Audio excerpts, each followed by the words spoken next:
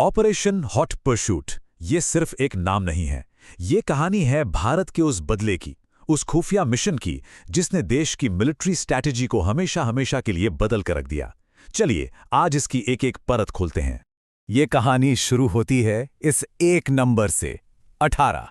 ये सिर्फ एक गिनती नहीं है, ये वो 18 जवान हैं, वो 18 जिंदगियां हैं जिनकी शहादत ने बदले की एक ऐसी आग जलाई जिसने पूरे देश को झकझोर दिया था। वो तारीख थी 4 जून 2015। इंडियन आर्मी के इतिहास में ये दिन एक काले अध्याय की तरह दर्ज है। इसी दिन वो चिंगारी भड़की थी जिसने एक ऐसे खुफिया युद्ध की नींव रखी जिसके बारे में किसी ने सोचा भी नहीं था। तो हुआ क्या था उस दिन? चलिए सबसे पहले ये समझते हैं। ये सब शुरू हुआ मणिपुर के घने जंगलों में एक जानलेवा एम्बुश के साथ। देखिए, हुआ ये कि डोगरा रेजिमेंट का एक काफिला, एक कॉन्वॉय अपनी ड्यूटी से लौट रहा था और तभी घात लगाकर बैठे उग्रवादियों ने पहले एक आईडी ब्लास्ट किया और जैसे ही हमारे जवान कुछ समझ पाते उन पर रॉकेट्स और मशीन गन से ताबड़तोड़ फायरिंग शुरू हो गई। ये सब इतनी तेजी से हुआ कि संभलने का मौका ही नहीं मिला। जब तक धुआं छटा 18 जवान शहीद हो चुके थे और हमलावर वो घने जंगलों का फायदा उठाकर गायब हो गए। अब मणिपुर के जंगलों से ये खबर जैसे ही दिल्ली पहुंची, सत्ता के गलियारों में मानो भूचाल आ गया। गुस्सा था, आक्रोश था और अब लड़ाई का मैदान बैटलफील्ड से शिफ्ट होकर दिल्ली के सीक्रेट वॉर रूम में आ चुका था।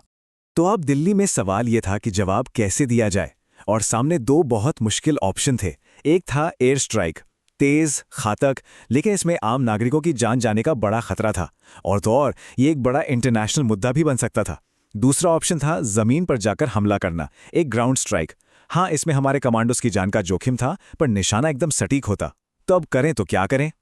और इसी कश्मकश के बीच जब प्रधानमंत्री ने आर्मी चीफ दलबीर सिंह सुहाग से पूछा कि तैयारी में कितना वक्त लगेगा, तो उनका जवाब सुनने वाला था। उन्होंने कहा, सर मुझे बस 3 दिन चाहिए। ये सिर्फ एक जवाब नहीं था, ये इंडियन आर्मी का कॉन्फिडेंस था, एक वादा था कि बदला लिया जाएगा। अब जब वादा हो गया तो सवाल था कि इस काम को अंजाम कौन देगा। और इस मिशन के लिए किसी आम यूनिट को नहीं चुना गया, नहीं, इसके लिए चुना गया जंगल के असली शेरों को, भारत की सबसे खतरनाक, सबसे elite unit 21 para special forces. इन्हें वाघनख के नाम से भी जाना जाता है, मतलब टाइगर का पंजा। पर ये शेर शिकार किसका करने जा रहे थे? हमारा दुश्मन था NSCN-K। ये एक ऐसा उग्रवादी संगठन है जो एक अलग नागालैंड बनाना चाहता है। और इनका पैसा कहां से आता है? जबरन वसूली, ड्रग्स की तस्करी, और इन्हें चीन और पाकिस्तान जैसे देशों से भी सपोर्ट मिलता है। तो इस मिशन के लिए 70 कमांडो की एक स्पेशल टीम बनाई गई। और इस ऑपरेशन की सीक्रेसी का लेवल देखिए। जो बेस्ट कमांडोज छुट्टी पर थे उन्हें भी रातों रात बिना कोई कारण बताए एयरलिफ्ट करके वापस बुला लिया गया। किसी को कानों कान खबर नहीं थी कि आखिर होने क्या वाला है। और ये मिशन, ये कोई केक वॉक नहीं था।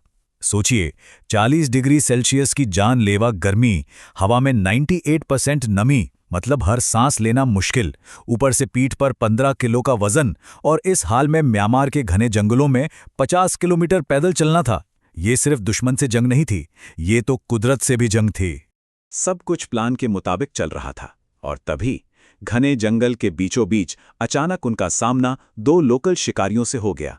एक पल के लिए तो सबकी सांसें अटक गईं। अगर ये खबर बाहर निकल जाती तो पूरा मिशन फेल हो जाता, सब कुछ खत्म। कमांडोज के पास कोई चारा नहीं था। उन्होंने उन शिकारियों को मिशन खत्म होने तक के लिए बंधक बना लिया। तो अब इंतजार की घड़ियां खत्म हुई। अब हम कहानी के उस पॉइंट पर हैं जहां से एक्शन शुरू होता है, ऑपरेशन का असली क्लाइमैक्स। ये सीन बिल्कुल किसी फिल्म जैसा है। कैंप के अंदर उग्रवादी अपने पिछले हमले का जश्न मना रहे थे। उन्हें अंदाजा भी नहीं था कि बाहर मौत दबे पांव उनका इंतजार कर रही है। मजे की बात यह है कि वो पूरी रात हवा में गोलियां चलाते रहे, जिसे वो अपनी सिक्योरिटी ड्रिल कह रहे थे। उन्हें क्या पता था कि असली खतरा तो ठीक उनकी नाक के नीचे लेटा हुआ है। और हमला करने का प्लान एकदम क्लियर था, 3 स्टेप्स में।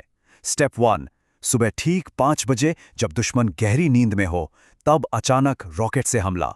स्टेप 2, स्नाइपर्स वॉच टावर्स पर बैठे संतरियों को ढेर कर देंगे। और स्टेप 3, असॉल्ट टीम सीधे कैंप में घुसकर तबाही मचा देगी। Simple, clean, deadly. और जानते हैं ये सब होने में कितना वक्त लगा? सिर्फ 40 मिनट। 40 मिनट के अंदर 18 शहीदों का बदला पूरा हो चुका था। और रिजल्ट्स वो चौंकाने वाले थे। 100 से ज्यादा उग्रवादी मारे गए और हमारा हमारा एक भी जवान शहीद नहीं हुआ, 0 कैजुअलिटीज। ये एक परफेक्ट टेक्स्ट बुक विक्ट्री थी। और जब सब कुछ खत्म हो गया, दुश्मनों को उनकी सही जगह पहुंचा दिया गया, तब टीम कमांडर ने हेडक्वार्टर्स को एक छोटा सा इनक्रिप्टेड मैसेज भेजा। सिर्फ 2 शब्द, ऑपरेशन सक्सेसफुल। लेकिन ये कहानी यहां खत्म नहीं होती, क्योंकि ये ऑपरेशन सिर्फ एक बदला नहीं था। ये भारत की फॉरेन और डिफेंस पॉलिसी में एक नए युग की शुरुआत थी। ऑपरेशन के बाद जब मेजर जनरल रणबीर सिंह ने प्रेस कॉन्फ्रेंस की तो उन्होंने एक लाइन कही जिसने सब कुछ बदल दिया।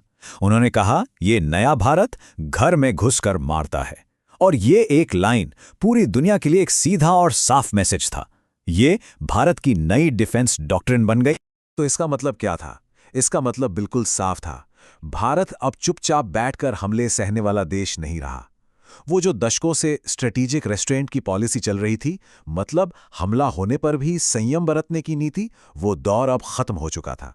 तो सोचने वाली बात यह है कि कैसे एक सीक्रेट मिलिट्री ऑपरेशन सिर्फ एक बदला नहीं, बल्कि एक पूरे देश की सोच, उसकी पहचान और दुनिया में उसकी हैसियत को हमेशा के लिए बदल सकता है।